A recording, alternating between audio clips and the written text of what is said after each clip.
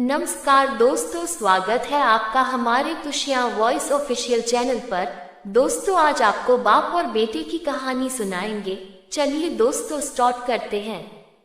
रोहित एक कॉलेज में छात्र था। उसने एक डीलर के शोरूम में एक सुंदर स्पोर्ट्स कार देखी थी और वो लंबे समय से अपने लिए एक ऐसी ही कार चाहता था।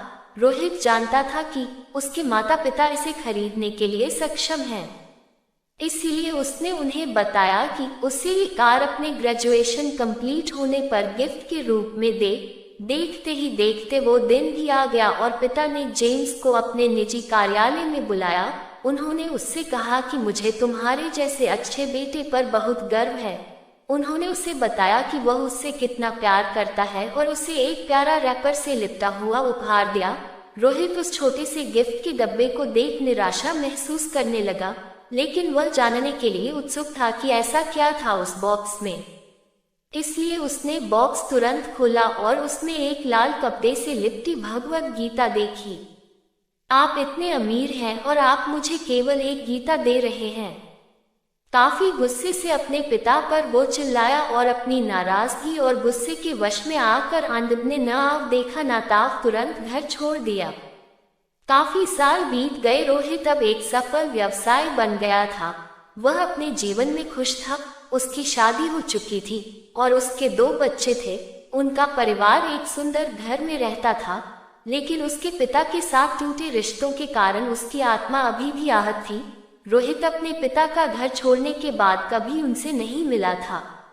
रोहित को उस दिन के बाद अपने पिता को न मिलने का पछतावा हमेशा रहने वाला था, क्योंकि एक दिन उसे एक पत्र मिला जिसमें उसके पिता के निधन की खबर थी और साथ ही ये बताया गया था कि उन्होंने अपने जीवन भर की पूंजी वसीयतनामा के अनुसार अब रोहित के नाम कर गए थे।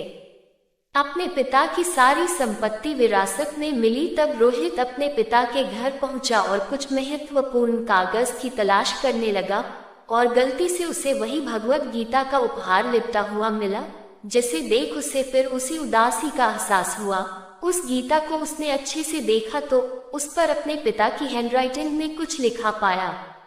उस पर लिखा था, खुद को बेचकर भी हर सपना पूरा करूंगा तेरा, बस तू सपने जरा बड़े देखना। ये बोल रहा बाप नहीं, जिंदगी का सबसे पहला दोस्त है तेरा। ये कविता पढ़ी ही थी कि अचानक उस किताब से एक चाबी गिरी, जिसके ऊपर लगे टेबल पर उसके ग्रेजुएट होने की तारीख के साथ कांग्रेचुलेशन और आई लव यू लिखा हुआ था।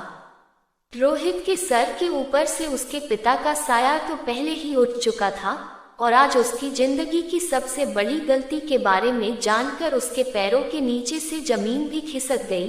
इस दिन आनंद की आंखें और रूह दोनों पछतावे के आंसू रोई। दोस्तों, अगर कहानी पसंद आए तो वीडियो को लाइक करना और हमारे खुशियाँ वॉइस ऑफिशियल चैनल को सब्सक्राइब जरूर करना। धन्यवाद।